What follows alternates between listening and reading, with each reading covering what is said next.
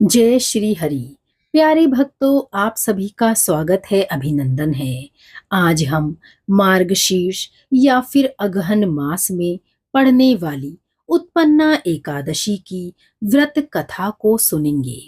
तो चलिए भक्तों, इस कथा को आरंभ करते हैं। अगहन या मार्गशीर्ष माह उत्पन्ना एकादशी की व्रत कथा। धर्मराज युधिष्ठिर कहने लगे, हे भगवान, मैंने कार्तिक शुक्ल एकादशी अर्थात प्रबोधनी एकादशी का सविस्तार वर्णन सुन लिया। अब आप कृपया करके मुझे मार्गशीर्ष माह के कृष्ण पक्ष की एकादशी के विषय में बतलाइए। इस एकादशी का क्या नाम है तथा इसके व्रत का क्या विधान है? इसकी विधि क्या है? इसका व्रत करने से किस फल की प्राप्ति होती है? कृपया यह सब विधि पूर्वक कहिए। भगवान श्री कृष्ण बोले, मार्गशीर्ष माह के कृष्ण पक्ष में आने वाली इस एकादशी को उत्पन्ना एकादशी कहा जाता है। यह व्रत शंखोद्धार तीर्थ में स्नान करके भगवान के दर्शन करने से जो फल प्राप्त होता है, उसके बराबर पुण्य मिलता है। व्रत करने वाले भक्त को चोर, पाखंडी, पर स्त्रीगामी, निंदक, मिथ्याभाषी तथा किसी भी प्रकार के पापी से बात नहीं करनी चाहिए। इसका महात्म्य मैं तुमसे कहता हूँ, ध्यान पूर्वक सुनो। उत्पन्ना एकादशी व्रत की कथा। युधिष्ठिर कहने लगे, हे भगवान, आपने हजारों यज्ञ और लाख गोदान को भी एकादशी व्रत के बराबर नहीं बताया, सो यह तिथि सब तिथियों में उत्तम कैसे हुई, बताइए। भगवान कहने लगे, हे युधिष्ठिर, सतयुग में मुर नाम का दैत्य उत्पन्न हुआ। वह बड़ा बलवान और भयानक था। उस प्रचंड दैत्य ने इंद्र, आदित्य, वसु, वायु, अग्नि आदि सभी देवताओं को पराजित करके भगा दिया। तब इंद्र सहित सभी देवताओं ने भयभीत होकर भगवान शिव से सारा वृतांत कहा और बोले, हे कैलाशपति, मुर दैत्य से भयभीत होकर सब देवता मृत्यु लोक में फिर रहे हैं। तब भगवान शिव ने कहा, हे देवताओं, तीनों लोकों के स्वामी, भक्तों के दुखों का नाश करने वाले भगवान विष्णु की शरण में जाओ। वे ही तुम्हारे दुखों को दूर कर सकते हैं। शिव जी के ऐसे वचन सुनकर सभी देवता क्षीर सागर में पहुंचे। वहां भगवान को शयन करते देख हाथ जोड़कर उनकी स्तुति करने लगे कि हे देवताओं, द्वार स्तुति करने योग्य प्रभु, आपको बारंबार नमस्कार है। देवताओं की रक्षा करने वाले मधुसूदन, आपको नमस्कार है। आप हमारी रक्षा करें। दैत्यों से भयभीत होकर हम सब आपकी शरण में आए हैं। आप इस संसार के कर्ता, माता पिता, उत्पत्ति और पालन करता और संहार करने वाले हैं। सबको शांति प्रदान करने वाले हैं। आकाश और पाताल भी आप ही हैं। सबके पितामह ब्रह्मा, सूर्य, चंद्र, अग्नि, सामग्री, होम, आहुति, मंत्र, तंत्र, जप, यजमान, यज्ञ, कर्म, कर्ता, भोक्ता भी आप ही हैं। आप सर्वव्यापक हैं। आपके सिवा तीनों लोकों में चर तथा अचर कुछ भी नहीं है। हे भगवान, दैत्यों ने हमको जीतकर स्वर्ग से भ्रष्ट कर दिया है।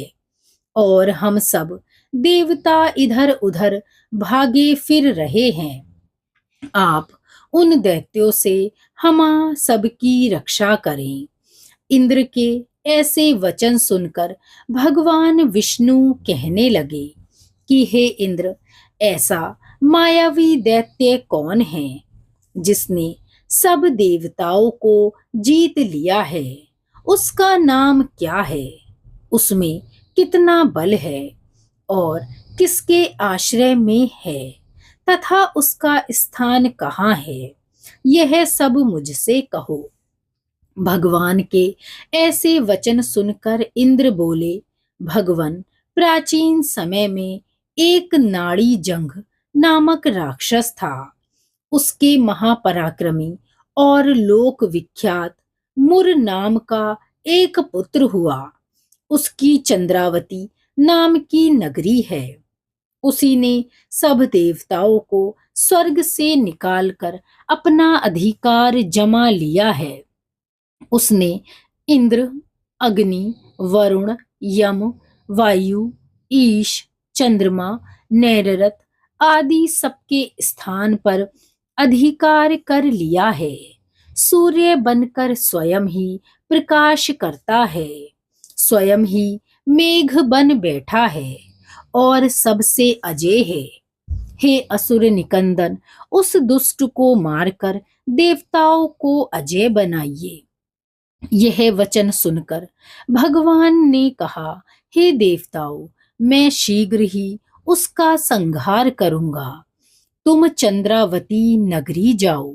इस प्रकार कहकर भगवान सहित सभी देवताओं ने चंद्रावती नगरी की ओर प्रस्थान किया। उस समय जब दैत्य मुर सेना सहित युद्ध भूमि में गरज रहा था, उसकी भयानक गर्जना सुनकर सभी देवता भय के मारे चारों दिशाओं में भागने लगे।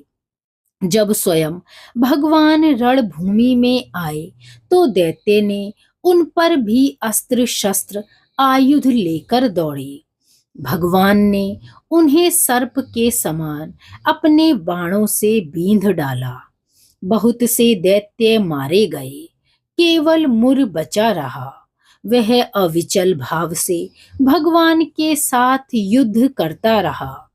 भगवान जो भी तीक्ष्ण बाण चलाते, वह उसके लिए पुष्प सिद्ध होता। उसका शरीर छिन्न छिन्न हो गया, किंतु वह लगातार युद्ध करता रहा। दोनों के बीच मल युद्ध भी हुआ। 10,000 वर्ष तक उनका युद्ध चलता रहा, किंतु मुर नहीं हारा। थककर भगवान बद्रिका आश्रम चले गए। वहां हेमवती नामक सुंदर गुफा थी। उसमें विश्राम करने के लिए भगवान उसमें अंदर प्रवेश कर गए। यह गुफा 12 योजन लंबी थी और उसका एक ही द्वार था।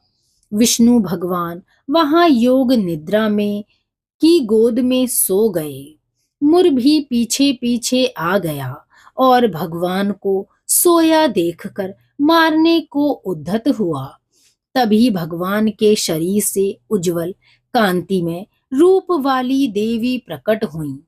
देवी ने राक्षस मुर को ललकारा, युद्ध किया और उसे तत्काल ही मौत के घाट उतार दिया। श्री हरि जब योग निद्रा से उठे तो सब बातों को जानकर उस देवी से कहा कि आपका जन्म एकादशी के दिन हुआ है, अतः आप उत्पन्ना एकादशी के नाम से पूजित होंगी। आपके भक्त वही होंगे जो मेरे भक्त होंगे। जय श्री हरि।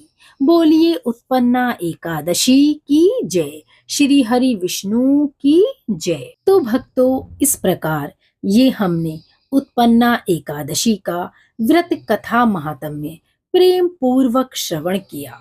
इस कथा को एकादशी के दिन प्रेम भाव से अवश्य ही श्रवण करें। इससे श्री हरि विष्णु सहित महालक्ष्मी की कृपा भी आप पर बरसेगी। जय श्री हरि।